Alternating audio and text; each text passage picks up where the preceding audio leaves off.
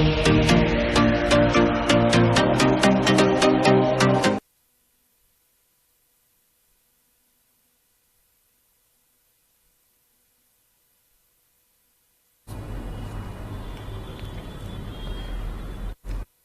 ಸ್ನೇಹಿತರೆ, ನಾನು ನಂಜನಾಯ್ಕ್, ಸ್ಪರ್ಧಾ ಕರ್ನಾಟಕ ಅಕಾಡೆಮಿ ಶಿವಮೊಗ್ಗದಿಂದ. ಸ್ನೇಹಿತರೆ, ಮುಂದೆ ಬರ್ತಾ ಇರುವಂತಹ PSI ಟೀಚರ್ ರಿಕ್ರೂಟ್ಮೆಂಟ್ ಹಾಗೆ AJE ಎಕ್ಸಾಮಿಗೆ ಸಂಬಂಧಪಟ್ಟಂತೆ ಅಥವಾ ಇತರ ಎಲ್ಲ ಸ್ಪರ್ಧಾತ್ಮಕ ಪರೀಕ್ಷೆಗಳಲ್ಲಿ ಈ ಜಿಯೋಗ್ರಫಿ ವಿಷಯಕ್ಕೆ ಸಂಬಂಧಿಸಿದಂತೆ ಪ್ರಶ್ನೆಗಳನ್ನ ಕೇಳ್ತಾ ಬರ್ತಾನೆ. ಆ ಪ್ರಶ್ನೆಗಳು ಯಾವ ರೀತಿ ಇರ್ತವೆ, ನಾವು ಹೇಗೆ ಅದನ್ನ ಅನಾಲಿಸಿಸ್ ಮಾಡಬೇಕೆನ್ನುವಂತಹ ಕಾನ್ಸೆಪ್ಟ್ ಅನ್ನ ಕುರಿತು ಇವತ್ತು ಮಾತಾಡ್ತಾ ಹೋಗ್ತೀನಿ. ಸ್ನೇಹಿತರೆ, ನೀವು ಓದ್ತಾ ಇರುವಂತಹ ಸಂದರ್ಭದಲ್ಲಿ ಯಾವುದೇ ಒಂದು ಕಾನ್ಸೆಪ್ಟ್ ಕ್ಲಿಯರ್ ಆಯ್ತಂದ್ರೆ, ಯಾವುದೇ ಒಂದು ಚಾಪ್ಟರ್ ಕ್ಲಿಯರ್ ಆಯ್ತಂದ್ರೆ ಆ ವಿಷಯಕ್ಕೆ ಸಂಬಂಧಿಸಿದಂತೆ ನೀವು ಮಾಡಬೇಕಾಗಿರುವಂತಹ ಕೆಲಸ ಏನಪ್ಪಾ ಅಂದ್ರೆ, ಹಳೆಯ ಪ್ರಶ್ನೆ ಪತ್ರಿಕೆಗಳನ್ನ, ಓಲ್ಡ್ ಕ್ವಶನ್ ಪೇಪರ್ಗಳಲ್ಲಿ ಯಾವ ರೀತಿ ಪ್ರಶ್ನೆಯನ್ನ ಕೇಳಿದಾನೆ ಆ ಕಾನ್ಸೆಪ್ಟ್ ಅಲ್ಲಿ ಮುಂದೆ ಯಾವ ರೀತಿ ಪ್ರಶ್ನೆ ಬರಬಹುದು ಎನ್ನುವಂತಹದ್ದನ್ನ ನೀವು ಸ್ಟಡಿ ಮಾಡ್ಕೋಬೇಕಾಗತ್ತೆ. ಈ ಪ್ರಯತ್ನವನ್ನ ಮಾಡ್ತಾ ಹೋದ್ರೆ ಒಂದೇ ಒಂದು ಪ್ರಶ್ನೆನೂ ಕೂಡ ನಿಮಗೆ ಮಿಸ್ ಆಗೋದಿಲ್ಲ. ನಿಮ್ಮ ಪ್ರಯತ್ನ ಕಾನ್ಸೆಪ್ಟ್ ಕ್ಲಿಯರ್ ಮಾಡ್ಕೋಬೇಕು, ಅದರ ಜೊತೆಗೆ ಓಲ್ಡ್ ಕ್ವಶನ್ ಪೇಪರ್ ಅಲ್ಲಿ ಆ ವಿಷಯಕ್ಕೆ ಸಂಬಂಧಿಸಿದಂತೆ ಬಂದಂತಹ ಪ್ರಶ್ನೆಗಳನ್ನ ಅನಾಲಿಸಿಸ್ ಮಾಡ್ತಾ ಹೋಗ್ಬೇಕು. ಆಗ ನಮಗೇನಾಗತ್ತಪ್ಪ ಅಂದ್ರೆ ಅವನು ಮುಂದೆ ಯಾವ ರೀತಿ ಪ್ರಶ್ನೆ ಕೇಳಬಹುದು ಎನ್ನುವಂತದ್ದು ಒಂದು ಕಾನ್ಫಿಡೆನ್ಸ್ ಬರುತ್ತೆ ನಮಗೆ. ಆಗ ನೀವು ಎಕ್ಸಾಮ್ ಹಾಲ್ ಅಲ್ಲಿ ಕೇಳುವಂತಹ ಪ್ರತಿಯೊಂದು ಪ್ರಶ್ನೆಗೂ ಕೂಡ ಈಸಿಯಾಗಿ ಆನ್ಸರ್ ಮಾಡಬಹುದು. ಹಾಗಾದ್ರೆ ಆ ನಿಟ್ಟಿನಲ್ಲಿ ಸ್ಪರ್ಧಾ ಕರ್ನಾಟಕ ಅಕಾಡೆಮಿ ಶಿವಮೊಗ್ಗ ಏನ್ ಮಾಡ್ತಾ ಇದೆಯಪ್ಪ ಅಂದ್ರೆ, ಆ ಯೂಟ್ಯೂಬ್ ಚಾನಲ್ ಅಲ್ಲಿ ನಿಮಗೆಲ್ಲ ಗೊತ್ತಿರೋ ಹಾಗೆ 300 ವಿಡಿಯೋಗಳು ಇದಾವೆ. ಆ 300 ವಿಡಿಯೋಗಳು ಸಹ ಓಲ್ಡ್ ಕ್ವಶನ್ ಪೇಪರ್ ಅನ್ನ ಅನಾಲಿಸಿಸ್ ಮಾಡಿರೋವೇ ಇದಾವೆ ಸ್ನೇಹಿತರೆ. ಅದರಲ್ಲಿ ನೀವು ಸದುಪಯೋಗವನ್ನ ನೀವೆಲ್ಲರೂ ಪಡ್ಕೋಬೇಕು ಅಂತ ಹೇಳ್ತಾ, ಸ್ನೇಹಿತರೆ, ಮಲೆನಾಡಿನ ಭಾಗದಲ್ಲಿ ನೋಡಿ, ಸ್ಪರ್ಧಾ ಕರ್ನಾಟಕ ಅಕಾಡೆಮಿ ಅತಿ ಹೆಚ್ಚು ಫಲಿತಾಂಶವನ್ನ ನೀಡ್ತಾ ಇರುವಂತಹ ಒಂದು ಸಂಸ್ಥೆ. ಸ್ನೇಹಿತರೆ, ಇತ್ತೀಚೆಗೆ ಬಿಟ್ಟಂತಹ ಫಾರೆಸ್ಟ್ ಗಾರ್ಡ್ ಆಗಿರ್ಬೋದು ಅಥವಾ ಸಿವಿಲ್ ಕಾನ್ಸ್ಟೇಬಲ್ ಎಕ್ಸಾಮ್ಸ್ ಅಲ್ಲಿ ಸ್ಪರ್ಧಾ ಕರ್ನಾಟಕ ಅಕಾಡೆಮಿಯಿಂದ ನಮ್ಮ ಸಂಸ್ಥೆಯಿಂದ ಒಟ್ಟಾರೆಯಾಗಿ 30ಕ್ಕಿಂತ ಹೆಚ್ಚು ಜನರು ಏನಾಗಿದೆಪ್ಪ ಅಂದ್ರೆ ಈ ಎಕ್ಸಾಮ್ಸ್ ಅಲ್ಲಿ ಸೆಲೆಕ್ಟ್ ಆಗಿದ್ದಾರೆ. ಅವ್ರಿಗೆಲ್ಲರಿಗೂ ಕೂಡ ಕಂಗ್ರಾಟ್ಸ್ ಅನ್ನ ಹೇಳ್ತಾ ಇವತ್ತಿನ ಕಾನ್ಸೆಪ್ಟ್ ಏನಿದೆ ಅಂತ ಹೇಳಿ ನೋಡ್ತಾ ಹೋಗೋಣ. ಸ್ನೇಹಿತರೆ, ನಿಮಗೆಲ್ಲ ಗೊತ್ತಿರೋ ಹಾಗೆ 300ಕ್ಕಿಂತ ಹೆಚ್ಚು ವಿಡಿಯೋ ಇದಾವೆ. ಆ ವಿಡಿಯೋಸ್ ಅನ್ನ ನೀವು ವ್ಯೂ ಮಾಡಬೇಕಾದ್ರೆ ನೀವು ಸ್ಪರ್ಧಾ ಕರ್ನಾಟಕ ಅಕಾಡೆಮಿ ಯೂಟ್ಯೂಬ್ ಚಾನಲ್ಗೆ ಸಬ್ಸ್ಕ್ರೈಬ್ ಆಗಿ ಬೆಲ್ ಬಟನ್ ಅನ್ನ ಒತ್ತಿ ನೋಟಿಫಿಕೇಶನ್ ಅನ್ನ ಪಡ್ಕೊಳ್ರಿ ಅಂತ ಹೇಳ್ತಾ, ಸ್ನೇಹಿತರೆ, ಮುಂದೆ ಬರ್ತಾ ಇರುವಂತಹ ನೋಟಿಫಿಕೇಶನ್ ಅಥವಾ ಆಲ್ರೆಡಿ ಆಗಿರುವಂತಹ ನೋಟಿಫಿಕೇಶನ್ ಯಾವ್ದಪ್ಪ ಅಂದ್ರೆ KPTCL. ಈ KPTCL ಅಲ್ಲಿ AE, JE ಮತ್ತು JA ಎಕ್ಸಾಮಿಗೆ ಸಂಬಂಧಿಸಿದಂತೆ ಸ್ಪರ್ಧಾ ಕರ್ನಾಟಕ ಅಕಾಡೆಮಿಯಲ್ಲಿ ಶಿವಮೊಗ್ಗದಲ್ಲಿ ಹೊಸ ಬ್ಯಾಚಸ್ ಗಳನ್ನ ನಾವು ಪ್ರಾರಂಭಿಸ್ತಾ ಇದೀವಿ. ಅದರ ಜೊತೆಗೆ ಮುಂದೆ ಬರ್ತಾ ಇರುವಂತಹ ನೋಟಿಫಿಕೇಶನ್ ಆಗಿರುವಂತಹ ಫಾರೆಸ್ಟ್ ಗಾರ್ಡ್ ಮತ್ತು ಫಾರೆಸ್ಟ್ ವಾಚರಿಗೆ ಸಂಬಂಧಪಟ್ಟಂತೆ ಅವು ಕೂಡ ಹೊಸ ಬ್ಯಾಚ್ಗಳು ಪ್ರಾರಂಭವಾಗ್ತಿದ್ದಾವೆ. ಯಾರಿಗೆಲ್ಲ ಇಂಟ್ರೆಸ್ಟ್ ಇದೆಯೋ ಇಲ್ಲಿ ಇರುವಂತಹ ನಂಬರಿಗೆ ಕಾಲ್ ಮಾಡಿ ಇದರ ಬಗ್ಗೆ ಮಾಹಿತಿಯನ್ನ ಪಡ್ಕೊಳ್ಳಿ. ಹೊಸ ಬ್ಯಾಚ್ಗೆ ನೀವೆಲ್ಲರೂ ಬಂದು ಅಡ್ಮಿಷನ್ ತಗೊಳ್ರಿ ಅಂತ ಹೇಳ್ತಾ, ಇವತ್ತಿನ ಮೊದಲನೇ ಪ್ರಶ್ನೆಗೆ ಹೋಗೋಣ. ಸ್ನೇಹಿತರೆ, ಮೊದಲನೇ ಪ್ರಶ್ನೆ, ಸಿಯಾಚಿನ್ ಹಿಮನದಿ ಇರುವುದು ಎಲ್ಲಿ ಅಂತ ಪ್ರಶ್ನೆ ಕೇಳಿದ್ದಾನೆ. ನೋಡಿ, ಸಿಯಾಚಿನ್ ಹಿಮನದಿಯ ಬಗ್ಗೆ ನಾವು ತಿಳ್ಕೋಬೇಕಾದ್ರೆ ಅದರ ಲೊಕೇಶನ್ ಫಸ್ಟ್ ಗೊತ್ತಿರಬೇಕಾಗತ್ತೆ. ಸಿಯಾಚಿನ್ ಹಿಮನದಿ ಭಾರತದ ನಕಾಶೆಯಲ್ಲಿ ಅದು ಎಲ್ಲಿ ಕಂಡು ಬರುತ್ತೆ. ಇಂಡಿಯನ್ ಮ್ಯಾಪ್ ಅಂತ ಹೇಳಿ ನೋಡಿದಾಗ ಸಿಯಾಚಿನ್ ಎಲ್ಲಿ ಬರುತ್ತಂತ ನೋಡ್ಬೇಕಾಗತ್ತೆ. ಈ ಭಾಗ ಸಿಯಾಚಿನ್ ಆಗಿರುತ್ತೆ. ಓಕೆ, ಇದು ಸಿಯಾಚಿನ್ ಏರಿಯಾ, ರೈಟ್. ಹಾಗಾದ್ರೆ ಇದು ಸಿಯಾಚಿನ್ ಏರಿಯಾ ಈ ಭಾಗ ಆದ್ರೆ ಇಲ್ಲಿ 4 ಹಿಮಾಲಯದ ಭಾಗಗಳನ್ನ ಕೊಟ್ಟಿದ್ದಾನೆ. ಅದರಲ್ಲಿ ಮೊದಲನೇ ಭಾಗ ಯಾವುದು ಅಂದ್ರೆ ನಾನು ಇಲ್ಲಿ ಮಾರ್ಕ್ ಮಾಡ್ತೀನಿ. ಈ ಭಾಗದಿಂದ ಒಂದು ಬರುತ್ತೆ, ಇದನ್ನ ಟ್ರಾನ್ಸ್ ಹಿಮಾಲಯ. ಓಕೆ, ಎರಡನೇ ಭಾಗ ಇಲ್ಲಿಂದ ಹೀಗೆ ಹೋಗ್ತಾ ಇದೆ, ಟ್ರಾನ್ಸ್ ಹಿಮಾಲಯ. ಆದ ನಂತರ ಈ ಭಾಗವನ್ನ ನಾವು greater Himalaya, okay, greater Himalaya ಅಥವಾ ಮಹಾ ಹಿಮಾಲಯ. ಅದ್ರ ಕೆಳಗಡೆ ಇರುವಂತಹ ಭಾಗ ಯಾವ್ದಪ್ಪ ಅಂದ್ರೆ ಮಿಡಲ್ ಹಿಮಾಲಯ, ಮಧ್ಯ ಹಿಮಾಲಯ. ನೆಕ್ಸ್ಟ್ ಲಾಸ್ಟ್ ಅಲ್ಲಿ ಇರುವಂತದ್ದು ಸಿವಾಲಿಕ್ ಬೆಟ್ಟಗಳು. ಓಕೆ, ಸಿವಾಲಿಕ್ ಬೆಟ್ಟಗಳು ಅಥವಾ ಫುಟ್ ಹಿಲ್ಸ್ ಆಫ್ ಹಿಮಾಲಯ, ಹಿಮಾಲಯದ ಪಾದ ಬೆಟ್ಟಗಳು ಅಂತಾನೆ ಕರೀತೀವಿ. ನೋಡಿ, ಈ 4 ಭಾಗವನ್ನ, ಇಷ್ಟು ಏರಿಯಾವನ್ನ ನಾವು ಕರೆಯುವಂತದ್ದು ಟ್ರಾನ್ಸ್ ಹಿಮಾಲಯ ಅಂತೇಳಿ. ಈ ಟ್ರಾನ್ಸ್ ಹಿಮಾಲಯಕ್ಕೆ ಸಂಬಂಧಪಟ್ಟಂತೆ ಏನೆಲ್ಲ ಪ್ರಶ್ನೆಗಳು ಬರ್ತವೆ ಅನ್ನೋದು ಗೊತ್ತಿರಬೇಕಾಗತ್ತೆ. ಆ ನಂತರದಲ್ಲಿ ಗ್ರೇಟರ್ ಮಹಾ ಹಿಮಾಲಯ ಮತ್ತು ಸಿವಾಲಿಕ್ ಬೆಟ್ಟಗಳ ಬಗ್ಗೆ ಯಾವ ರೀತಿ ಪ್ರಶ್ನೆ ಬರುತ್ತೆ ಅಂತಾನು ಕೂಡ ಗೊತ್ತಿರಬೇಕು. ಸೊ ಇಲ್ಲಿ ಕೇಳಿರುವಂತಹ ಸಿಯಾಚಿನ್ ಎನ್ನುವಂಥದ್ದು ಯಾವ ಹಿಮಾಲಯಲ್ಲಿ ಕಂಡು ಬರ್ತಾ ಇದೆ ಅಂದ್ರೆ ನಿಮಗೆ ಅಲ್ಲೇ ಕಾಣಿಸ್ತಾ ಇದೆ. ಯಾವ ಹಿಮಾಲಯದಲ್ಲಿದೆ? ಅದು ಟ್ರಾನ್ಸ್ ಹಿಮಾಲಯದಲ್ಲಿ ಕಂಡು ಬರುವಂತದ್ದು. ಸೊ ಈ ಟ್ರಾನ್ಸ್ ಹಿಮಾಲಯದಲ್ಲಿ ಕಂಡು ಬರ್ತಾ ಇದೆಯಲ್ಲ ಸಿಯಾಚಿನ್, ಇದರ ಬಗ್ಗೆ ಏನೆಲ್ಲ ಗೊತ್ತಿರಬೇಕಾಗತ್ತೆ ನೋಡಿ. ಸಿಯಾಚಿನ್ ಎನ್ನುವಂಥದ್ದು ಎಲ್ಲಿ ಕಂಡು ಬರುತ್ತಂದ್ರೆ ಅದು ಲಡಾಖ್ ಅಲ್ಲಿ ಕಂಡು ಬರುವಂತದ್ದು. ಯಾವ ಕೇಂದ್ರಾಡಳಿತ ಪ್ರದೇಶ ಅಂದ್ರೆ ಲಡಾಖ್. ಹಿಂದೆ ಜಮ್ಮು ಕಾಶ್ಮೀರ ಇತ್ತು, ಈಗ ಕೇಂದ್ರಾಡಳಿತ ಪ್ರದೇಶ ಆಗಿದೆ, ಲಡಾಖ್ ಅಲ್ಲಿ ಕಂಡು ಬರುತ್ತೆ. ಹಾಗಾದ್ರೆ ಈ ಸಿಯಾಚಿನ್ ಎನ್ನುವಂತಹ ಭಾಗ ಏನಿದೆಯಲ್ಲ, ಭಾರತ, ಪಾಕಿಸ್ತಾನ ಮತ್ತು ಚೀನಾದ ಒಂದು ಗಡಿ ಭಾಗನೂ ಕೂಡ ಆಗಿರುತ್ತೆ ಸಿಯಾಚಿನ್ ಭಾಗ. ಸೊ ನೋಡಿ, ಈ ಸಿಯಾಚಿನ್ ಇರುವಂತದ್ದು ಭಾರತದಲ್ಲಿಯೇ ಅತಿ ಉದ್ದ ಹಿಮ ನದಿ ಅಂತಾನೆ ಕರಿತಿದ್ದೀವಿ. ಭಾರತದ ಅತಿ ಉದ್ದ ಹಿಮ ನದಿ ಯಾವ್ದಪ್ಪ ಅಂದ್ರೆ ಸಿಯಾಚಿನ್.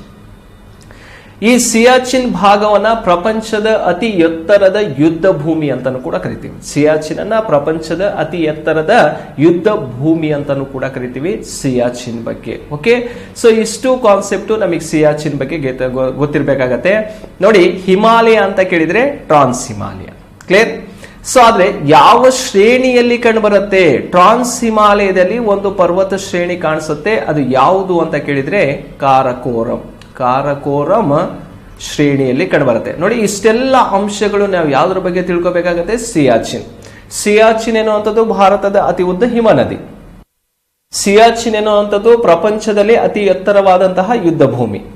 ಸಿಯಾಚಿನ್ ಎನ್ನುವಂಥದ್ದು ಟ್ರಾನ್ಸ್ ಹಿಮಾಲಯದಲ್ಲಿ ಕಂಡು ಬರುತ್ತೆ.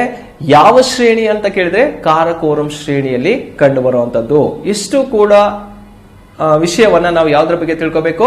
ಸಿಯಾಚಿನ್ ಬಗ್ಗೆ ತಿಳ್ಕೋಬೇಕು. ಹಾಗಾದ್ರೆ ಮೊದಲನೇ ಪ್ರಶ್ನೆಗೆ ಬಿ ಸರಿಯಾಗಿರುವಂತಹ ಉತ್ತರವಾಗಿರುತ್ತೆ. ಸೊ ಎರಡನೇ ಪ್ರಶ್ನೆಗೆ ಹೋಗೋಣ. ಬೇಸಿಗೆಯಲ್ಲಿ ಬೀಸುವ ಸ್ಥಳೀಯ ಮಾರುತವನ್ನ ಉತ್ತರ ಮೈದಾನದಲ್ಲಿ ಕರೆಯುವ ಹೆಸರೇನು? ಯಾವ ಹೆಸರಿನಿಂದ ಕರೀತಾರಂತ ಕೇಳ್ತಾನೆ. ಇಲ್ಲಿ ಆಪ್ಷನ್ಸ್ ಅಲ್ಲಿ ಮಾವಿನ ಕೊಯ್ಲು ಅಂತ ಇದೆ, ಕಾಲ ಬೈಸಾಖಿ, ಕಾಫಿ ಹೂಮಳೆ ಮತ್ತೆ ಲೂ ಅಂತ ಇದೆ.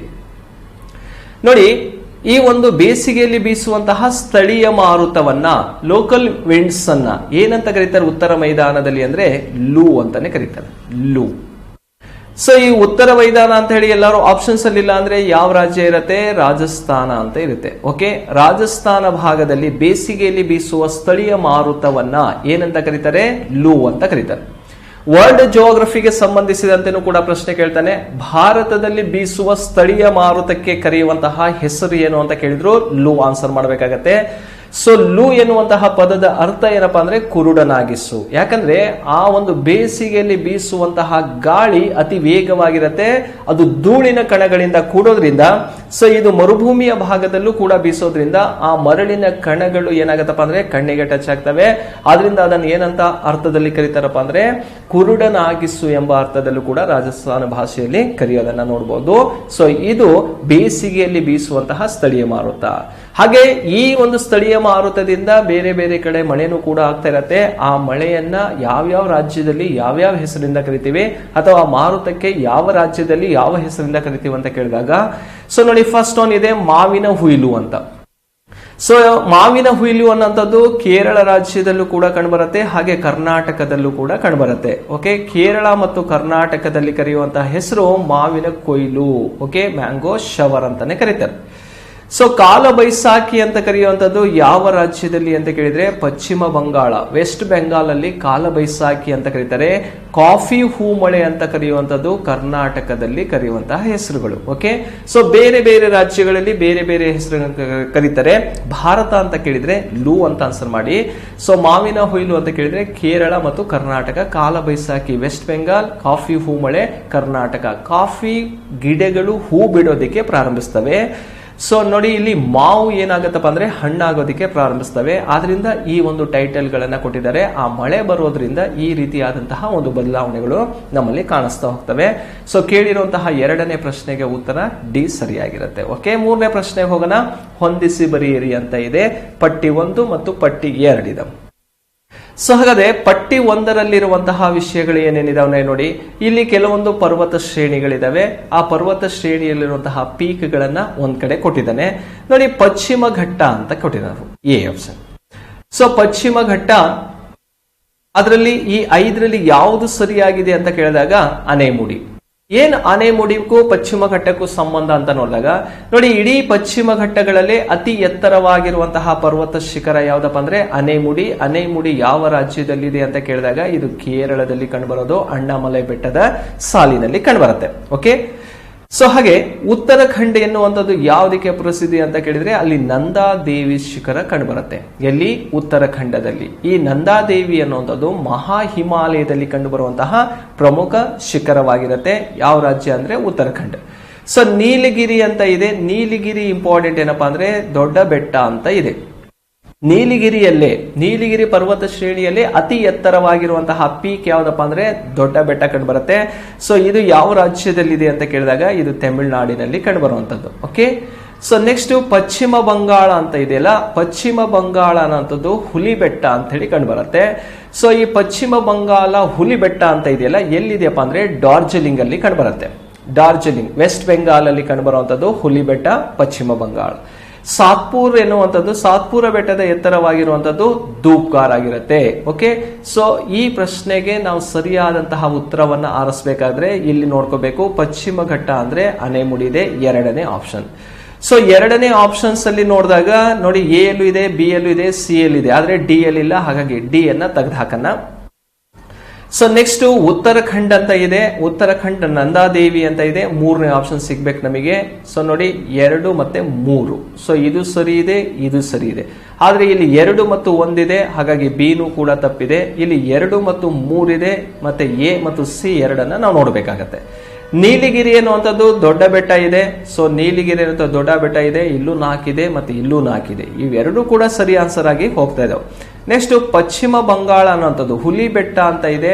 ಸೊ ಇಲ್ಲಿ ನೋಡಿದ್ರೆ 5 ಇದೆ, ಇಲ್ಲಿ ನೋಡಿದ್ರೆ 1 ಇದೆ. ಹಾಗಾಗಿ ಇದು ಸರಿ ಆಗತ್ತೆ, ಇದು ತಪ್ಪಾಗತ್ತೆ. ಹಾಗಾಗಿ ನೇರವಾಗಿ ಆನ್ಸರ್ಗೆ ಹೋಗೋದಾದ್ರೆ ಯಾವುದು ಸರಿಯಾಗಿರೋ ಉತ್ತರ ಎ ಅನ್ನೋದು ಸರಿಯಾದಂತಹ ಉತ್ತರವಾಗಿರುತ್ತೆ. ಓಕೆ, ಹಾಗೆ ಸಾತ್ಪುರ್ ಅಂತ ನೋಡಿದಾಗ ಯಾವುದಿದೆ ಇಲ್ಲಿ ಧೂಪಗಾರ್ ಕಂಡು ಬರುತ್ತೆ. ಇವು ಪ್ರಮುಖ ಬೆಟ್ಟಗಳು. ಆ ಒಂದು ಬೆಟ್ಟದಲ್ಲಿರುವಂತಹ ಪೀಕ್ಗಳನ್ನ ಇಟ್ಕೊಂಡು ಪ್ರಶ್ನೆಯನ್ನ ಮಾಡಿರೋದನ್ನ ನೋಡಬಹುದು. ಸೊ ಇದು 3ನೇ ಪ್ರಶ್ನೆಗೆ ಸರಿಯಾಗಿರೋ ಉತ್ತರ ಎ. ಓಕೆ, 4ನೇ ಪ್ರಶ್ನೆಗೆ ಹೋಗೋಣ. ಸಿಂಧೂ ನದಿಯನ್ನು ಎಡದಿಂದ ಬಂದು ಸೇರುವ ನದಿ ಯಾವುದು ಅಂತ ಕೇಳಿದ್ದಾನೆ. ಇಲ್ಲಿ 4 ಆಪ್ಷನ್ಸ್ ಅನ್ನ ಕೊಟ್ಟಿದ್ದಾನೆ. ನಿಮಗೆ ಗೊತ್ತಿರಬೇಕಾಗತ್ತೆ. ರಿವರ್ ಸಿಂಧೂ ಬಗ್ಗೆ ನಾವು ಸ್ಟಡಿಯನ್ನ ಮಾಡೋದಾದ್ರೆ ಸೊ ಇಂಡಿಯನ್ ಮ್ಯಾಪ್ ಬಗ್ಗೆ ನಮಗೆ ಗೊತ್ತಿರಬೇಕಾಗತ್ತೆ, ರೈಟ್? ಸೊ ನೋಡಿ, ಇಲ್ಲಿ ಕೈಲಾಸ ಪರ್ವತ ಮಾನಸ ಸರೋವರ ಭಾಗದಲ್ಲಿ ಚೇಮಾ ಯುಂಗ್ ಡಂಗ್ ಗ್ಲೇಸಿಯರ್ ನಲ್ಲಿ ಉಗಮವಾಗತ್ತೆ. ಸಿಂಧೂ ನದಿ ಭಾರತಕ್ಕೆ ಎಂಟ್ರಿ ಕೊಡುತ್ತೆ, ಭಾರತದಿಂದ ಎಕ್ಸಿಟ್ ಆಗತ್ತೆ. ಸೊ ಇಲ್ಲಿ ಕರಾಚಿ ಬಳಿ ಹೋಗಿ ಏನಾಗತ್ತಪ್ಪ ಅಂದ್ರೆ ಅರಬ್ಬಿ ಸಮುದ್ರವನ್ನ ಸೇರತ್ತೆ. ಓಕೆ, ಅರಬ್ಬಿ ಸಿಯನ್ನ ಸೇರುತ್ತೆ, ಅರಬ್ಬಿ ಸಮುದ್ರಕ್ಕೆ ಸೇರುತ್ತೆ, ರೈಟ್? ಸೊ ಹಾಗಾದ್ರೆ ಇದು ಅರಬ್ಬಿ ಸಮುದ್ರಕ್ಕೆ ಸೇರೋದ್ರಿಂದ ಯಾವ ಕಡೆ ಹರಿತಾ ಇರುವಂತಹ ನದಿ? ಇದು ವೆಸ್ಟ್ ಫ್ಲೋಯಿಂಗ್ ರಿವರ್ ಲಿಸ್ಟ್ ಅಲ್ಲಿ ಕಂಡು ಬರುತ್ತೆ, ಪಶ್ಚಿಮಕ್ಕೆ ಹರಿಯುತ್ತೆ. ಸೊ ಈ ನದಿ ಪಶ್ಚಿಮ ದಿಕ್ಕಿಗೆ ಹರಿತಾ ಇರೋದ್ರಿಂದ ಸೊ ನೋಡಿ, ಈ ಬ್ಯಾಂಕ್ ಅನ್ನ ಈ ಮೇಲ್ಭಾಗದಿಂದ ಬಂದು ಸೇರುವಂತಹ ನದಿಗಳನ್ನ ರೈಟ್ ಬ್ಯಾಂಕ್, ಬಲದಂಡೆಯಿಂದ ಬಂದು ಸೇರುವ ನದಿಗಳು. ಸೊ ಇಲ್ಲಿ ಸೇರ್ತಾ ಇರುವಂತಹ ನದಿಗಳು ಈ ಕೆಳಭಾಗದಿಂದ ಬಂದು ಸೇರ್ತಾ ಇರುವಂತಹ ನದಿಯನ್ನ ಲೆಫ್ಟ್ ಬ್ಯಾಂಕ್ ರಿವರ್ ಸಿಸ್ಟಮ್ ಅಂತಾನೆ ಕರಿತೀವಿ. ಬಲದಂಡೆಯಿಂದ ಬಂದು ಸೇರುವ ನದಿಗಳು, ಎಡದಂಡೆಯಿಂದ ಬಂದು ಸೇರುವ ನದಿಗಳು ಅಂತಾನೆ ಕೊಟ್ಟಿದ್ದಾನೆ. ಸೊ ಇದರಲ್ಲಿ ಯಾವ್ಯಾವ ನದಿಗಳು ಎಲ್ಲಿಂದ ಬಂದು ಸೇರ್ತಾವಂತ ನೋಡಿದಾಗ ಅವನು ಕೇಳಿರುವಂತಹ ಪ್ರಶ್ನೆ ಏನಿದೆ? ಸಿಂಧೂ ನದಿಯನ್ನು ಎಡದಂಡೆಯಿಂದ, ಎಡ ಅಂದ್ರೆ ಈ ಭಾಗ, ಎಡದಂಡೆಯಿಂದ ಬಂದು ಸೇರುವ ನದಿಗಳು ಯಾವುದು ನೋಡ್ರಪ್ಪ. ಸೊ ಇದರಲ್ಲಿ ಫಸ್ಟ್ ನದಿ ಅಂತ ನೋಡಿದಾಗ ಈ ಮೂಲೆಯಿಂದ ತಗೊಳ್ತೀನಿ. ಈ ಪಾಯಿಂಟ್ ಅಲ್ಲಿ ಬಂದು ಸೇರ್ತಾ ಇರುವಂತಹ ನದಿ ಯಾವುದಿದೆ? ಜಾಸ್ಕರ್ ನದಿ ಆಗಿರುತ್ತೆ. ಇದು ಜಾಸ್ಕರ್ ಎಡದಂಡೆಯಿಂದ ಬಂದು ಸೇರ್ತದೆ.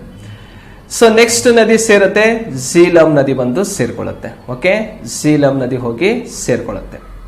ಸೊ ಝೀಲಂ ಆದ ನಂತರ ಪಾಕಿಸ್ತಾನದಲ್ಲಿ ಸೋಹಾನ್ ನದಿ ಸೇರ್ಕೊಳ್ಳುತ್ತೆ. ಓಕೆ, ಝೀಲಂ ಸೇರ್ತು, ಮತ್ತೆ ಸೋಹಾನ್ ಕೂಡ ಪಾಕಿಸ್ತಾನದಲ್ಲಿ ಸೇರುತ್ತೆ. ಮತ್ತೆ ಕೆಳಭಾಗದಲ್ಲಿ ಬಂದು ಯಾವ ನದಿ ಸೇರ್ಕೊಳ್ಳುತ್ತೆ? ಸಟ್ಲೇಜ್ ನದಿನೂ ಕೂಡ ಸೇರ್ಕೊಳ್ಳುತ್ತೆ. ಸೊ ಈ 4 ನದಿಗಳು ಯಾವ ಭಾಗದಿಂದ ಬಂದು ಸೇರ್ತಾ ಇರುವಂತದ್ದು? ಲೆಫ್ಟ್ ಸೈಡ್ ಇಂದ ಬಂದು ಜಾಯಿನ್ ಆಗ್ತಾ ಇದೆ. ಹಾಗಾಗಿ ಎಡದಂಡೆಯಿಂದ ಬಂದು ಸೇರುವಂತಹ ನದಿಗಳು ಯಾವ್ಯಾವ್ದಾಗಿರುತ್ತೆ? ಝೀಲಂ, ಸೋಹಾನ್, ಜಾಸ್ಕರ್, ಸಟ್ಲೇಜ್ ನದಿಗಳು ಆಗಿರ್ತವೆ. ಸೊ ಹಾಗಾದ್ರೆ ಈ ಆಪ್ಷನ್ಸ್ ಅಲ್ಲಿ ನೋಡಿದಾಗ ಸೋಹಾನ್ ಇದೆ. Okay, next ಯಾವ್ದಿದೆ? ಚೀನಾಬ್ ಇದೆ, ಅದು ಓಕೆ. ಜಾಸ್ಕರ್ ಓಕೆ. ಗಿಲ್ಗಿಟ್ ಮಾತ್ರ ಆಗಲ್ಲ, ರೈಟ್? ಗಿಲ್ಗಿಟ್. ಸೊ ಯಾಕಂದ್ರೆ ಗಿಲ್ಗಿಟ್ ಈ ಭಾಗದಿಂದ ಬಂದು ಸೇರುತ್ತೆ, ಅಂದ್ರೆ ಬಲದಂಡೆಯಿಂದ ಬಂದು ಸೇರ್ತಾ ಇರುವಂತಹ ಒಂದು ನದಿಗಳ ಪಟ್ಟಿಯಲ್ಲಿ ಕಂಡು ಬರುತ್ತೆ. ಸೊ ನೆಕ್ಸ್ಟ್ ನೋಡಿ, ರಾವಿನೂ ಕೂಡ ಸೇರುತ್ತೆ ಲೆಫ್ಟ್ ಬ್ಯಾಂಕ್ ಅಲ್ಲಿ, Beas left bank, Jhelum left bank, Gumal ಎನ್ನುವಂಥದ್ದು ಇಲ್ಲಿ ಪಾಕಿಸ್ತಾನದಲ್ಲಿ ಬಲದಂಡೆಯಿಂದ ಬಂದು ಸೇರುತ್ತೆ. ಹಾಗಾಗಿ ಈ ನದಿನೂ ಕೂಡ ಇಲ್ಲಿ ಬರಲ್ಲ, ಇದು ರೈಟ್ ಬ್ಯಾಂಕ್ ಲಿಸ್ಟಿಗೆ ಹೋಗುತ್ತೆ. ಓಕೆ, ಸೊ ಇದೊಂದು ರೈಟ್, ಸೊ ಇದೊಂದು ರೈಟ್ ಬ್ಯಾಂಕ್. ನೆಕ್ಸ್ಟ್ ಕಾಬೂಲ್ ಎನ್ನುವಂಥದ್ದು ಕೂಡ ಅಫ್ಘಾನಿಸ್ತಾನದಿಂದ ಹರ್ಕೊಂಡ್ಬಂದು ಪಾಕಿಸ್ತಾನದಲ್ಲಿ ಸೇರುತ್ತೆ. ಇದು ಕಾಬೂಲು, ಇದು ಗುಮಾಲು ನದಿ ಆಗಿರುತ್ತೆ. ಸೊ ಇದು ಗಿಲ್ಗಿಟ್ ನದಿ ಆಗಿರುತ್ತೆ. ಸೊ ಹಾಗಾಗಿ ಕಾಬೂಲ್ ನದಿ ಅನ್ನುವಂಥದ್ದು ಇದು ರೈಟ್ ಬ್ಯಾಂಕ್ ರಿವರ್ ಸಿಸ್ಟಮ್ ಆಗಿರುತ್ತೆ, ಬಲದಂಡೆಯಿಂದ ಬಂದು ಸೇರುವಂತ ನದಿ. ರಾವಿ, ಬಿಯಾಸ್, ಸಟ್ಲೇಜ್ ಇವು ಯಾವುದು ಎಡದಂಡೆಯ ನದಿಗಳು. ಹಾಗಾಗಿ ಇದರಲ್ಲಿ ಸರಿಯಾದಂತಹ ಉತ್ತರ ಯಾವುದಾಗಿದೆ ಅಂತ ಗೊತ್ತಾಗ್ತಾ ಇದೆ ನಿಮಗೆ. ಸಿ ಅನ್ನೋದು ಇದಕ್ಕೆ ಸರಿಯಾಗಿರುವಂತಹ ಉತ್ತರವಾಗಿರುತ್ತೆ. ರೈಟ್, ಸಿ ಅನ್ನೋದು ಸರಿಯಾಗಿರುವಂತಹ ಉತ್ತರವಾಗಿರುತ್ತೆ.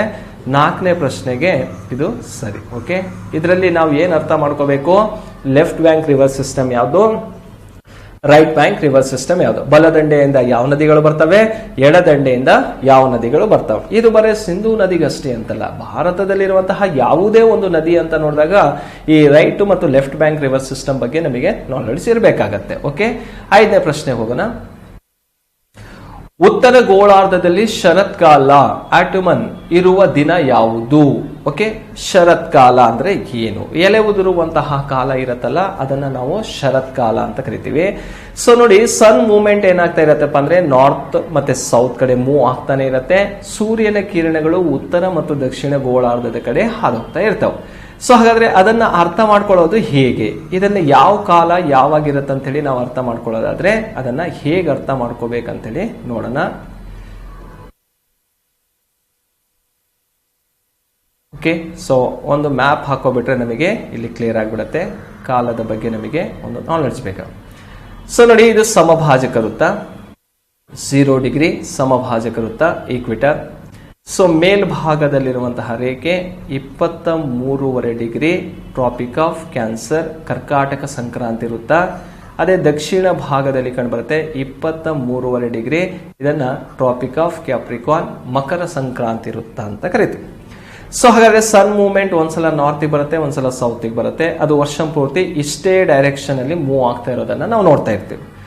ಸೊ ಹಾಗಾದ್ರೆ ಇಲ್ಲಿ ನಾವು ಅರ್ಥ ಮಾಡ್ಕೋಬೇಕಾಗಿರೋದು ಏನಪ್ಪಾ ಅಂದ್ರೆ, ಇಲ್ಲಿ ಕೇಳಿರೋದು ಶರತ್ಕಾಲದ ಬಗ್ಗೆ ಗೊತ್ತಿರ್ಬೇಕಾಗತ್ತೆ. ಈ ಒಂದನ್ನೇ ಶರತ್ಕಾಲ ಅಂತ ಇಟ್ಕೊಳ್ಳೋಕ್ಕಿಂತ ನಾವು ಎಲ್ಲಾ ಸೀಸನ್ ಅನ್ನು ಕೂಡ ಏನ್ 4 ಕಾಲಗಳಿದಾವಲ್ಲ ಅಷ್ಟನ್ನು ನೋಡ್ಬೋದು ವರ್ಲ್ಡ್ ಜಿಯೋಗ್ರಫಿಗೆ. ಸೊ ಹೇಗೆ ಅರ್ಥ ಮಾಡ್ಕೋಬೇಕಾಗತ್ತೆ ನೋಡಿ, ಇಲ್ಲಿ ಮಾರ್ಚ್ 21 ಇರುತ್ತೆ. ಓಕೆ, ಇಲ್ಲಿ ಮಾರ್ಚ್ 21 ಇರುತ್ತೆ. ಮಾರ್ಚ್ 21 ಸೂರ್ಯನ ನೇರ ಕಿರಣಗಳು ಎಲ್ಲಿ ಬೀಳ್ತಾ ಇದಾವಪ್ಪ ಅಂದ್ರೆ ಸಮಭಾಜಕ ವೃತ್ತದ ಮೇಲೆ ಬೀಳ್ತಾವೆ. ಡೈರೆಕ್ಟ್ ಸನ್ ರೇಸ್ ಎಲ್ಲಿದಾವಪ್ಪ ಅಂದ್ರೆ ಸಮಭಾಜಕ ವೃತ್ತದ ಮೇಲೆ ಇದಾವೆ. ಸೊ ನೋಡಿ, ಈ ಸಮಭಾಜಕ ವೃತ್ತದ ಮೇಲೆ ನೇರವಾಗಿ ಸೂರ್ಯನ ಕಿರಣಗಳು ಬೀಳುತ್ತೆ. ನಂತರದಲ್ಲಿ ಏನಾಗತ್ತಪ್ಪ ಅಂದ್ರೆ, ಸೊ ಈ ಟ್ರಾಪಿಕ್ ಆಫ್ ಕ್ಯಾನ್ಸರ್ ಮೇಲೆ ಯಾವಾಗ ಸೂರ್ಯನ ನೇರ ಕಿರಣಗಳು ಬೀಳ್ತಾವಪ್ಪ ಅಂದ್ರೆ ಜೂನ್ 21ಕ್ಕೆ ಬೀಳ್ತಾವ, ಜೂನ್ 21. ಸೊ ಇಲ್ಲಿ ಅರ್ಥ ಮಾಡ್ಕೊಳ್ಳಿ, ಮಾರ್ಚ್ 21ರಿಂದ ಜೂನ್ 21ರ ನಡುವಿನ ಅವಧಿಯಲ್ಲಿ ಉತ್ತರ ಗೋಳಾರ್ಧದಲ್ಲಿ ಯಾವ ಕಾಲ ಇರತ್ತಂತ ಕೇಳಿದ್ರೆ ವಸಂತ ಕಾಲ ಇರುತ್ತೆ. ನೋಡಿ ಅರ್ಥ ಮಾಡ್ಕೊಳ್ಳಿ, ಫಸ್ಟ್ ಎಲ್ಲಿಂದ ಮಾರ್ಚ್ 21ರಿಂದ ಅಥವಾ ಮಾರ್ಚ್ ತಿಂಗಳಿಂದ ಅಪ್ ಟು ಮಾರ್ಚ್ ಇಂದ ಎಲ್ಲಿವರೆಗೆ ಜೂನ್ ವರೆಗೂ ಕೂಡ. ಸೊ ಉತ್ತರ ಗೋಳಾರ್ಧದಲ್ಲಿ ಮತ್ತೆ ದಕ್ಷಿಣ ಗೋಳಾರ್ಧ ಎರಡನ್ನು ಕೂಡ ಡಿವೈಡ್ ಮಾಡ್ಕೊಳ್ಳೋಣ, ಯಾವ್ಯಾವ ಸೀಸನ್ ಅಲ್ಲಿ ಯಾವ್ದಿರುತ್ತೆ. ಉತ್ತರ ಗೋಳಾರ್ಧದಲ್ಲಿ ಈ ಟೈಮಲ್ಲಿ ಯಾವ ಕಾಲ ಇರತ್ತಪ್ಪ ಅಂದ್ರೆ ವಸಂತ ಕಾಲ ಇರುತ್ತೆ, ಸ್ಪ್ರಿಂಗ್ ಸೀಸನ್. ಓಕೆ, ವಸಂತ ಕಾಲ.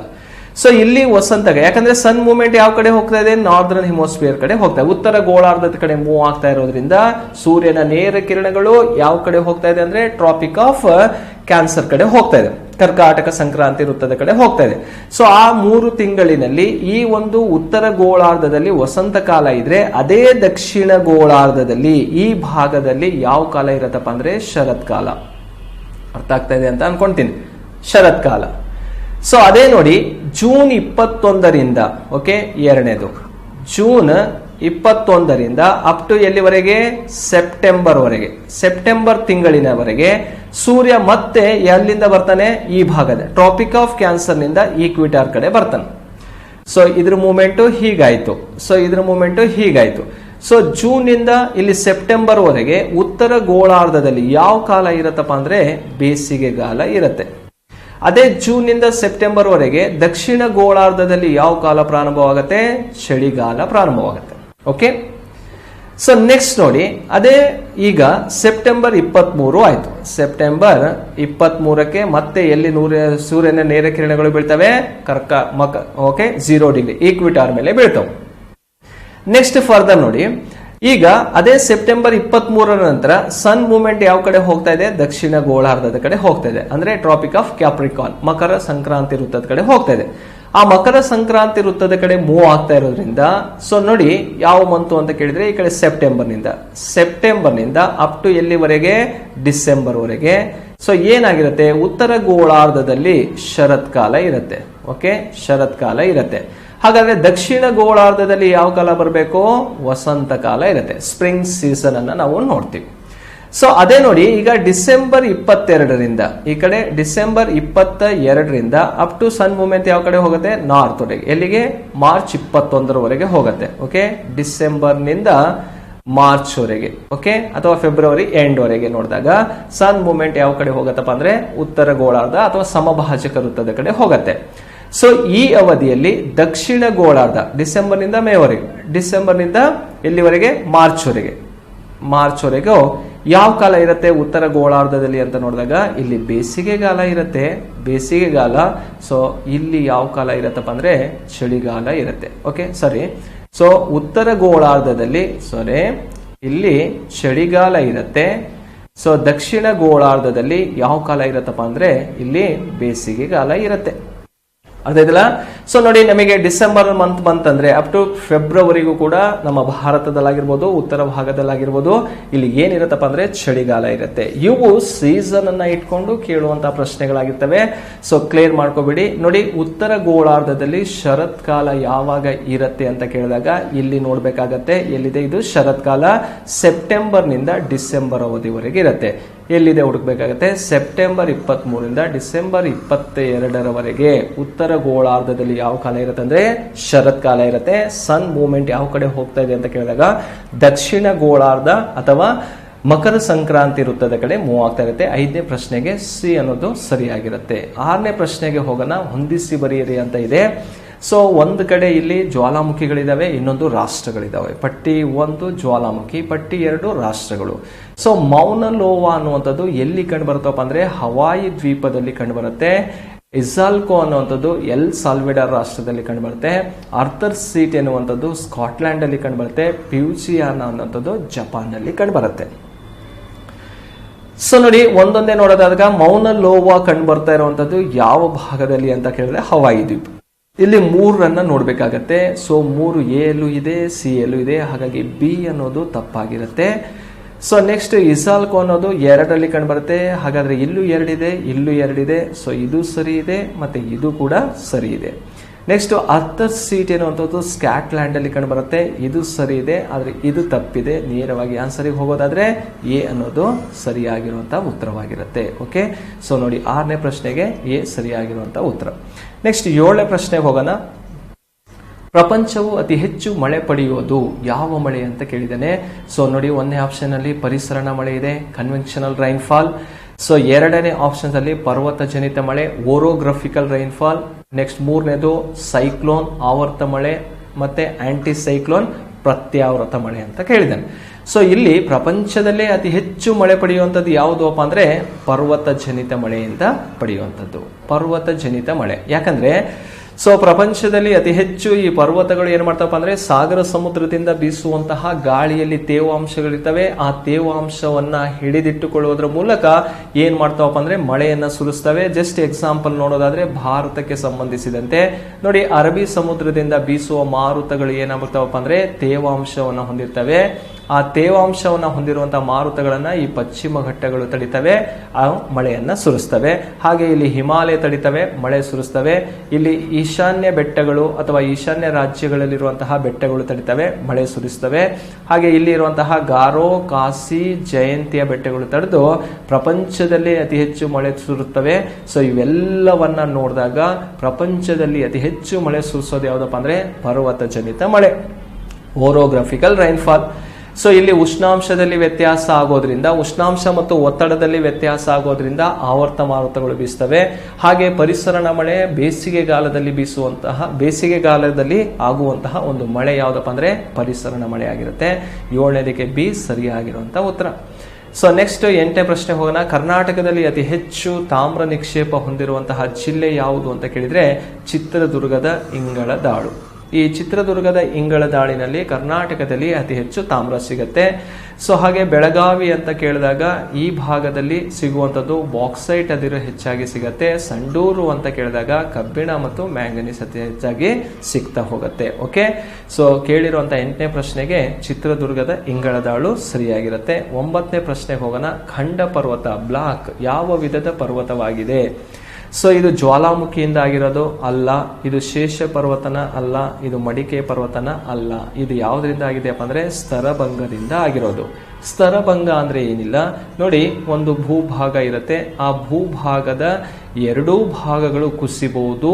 ಈ ರೀತಿ 2 ಭಾಗಗಳು ಸ್ಲೈಡ್ ಆಗಿ ಒಂದು ಭಾಗ ಏನು ಉಳ್ಕೊಳ್ಳುತ್ತೋ ಸೊ ಇದನ್ನೇ ಬ್ಲಾಕ್ ಮೌಂಟೇನ್ ಅಂತ ಕರಿತೀವಿ. ಅಥವಾ ಒಂದು ಭಾಗ ಮಾತ್ರ ಕುಸಿದು ಇನ್ನೊಂದು ಭಾಗ ಎತ್ತರದಲ್ಲಿ ಉಳ್ಕೊಳ್ಳುತ್ತಲ್ಲ, ಇಂಥದನ್ನ ಬ್ಲಾಕ್ ಮೌಂಟೇನ್ ಅಂತಾನೆ ಕರಿತೀವಿ.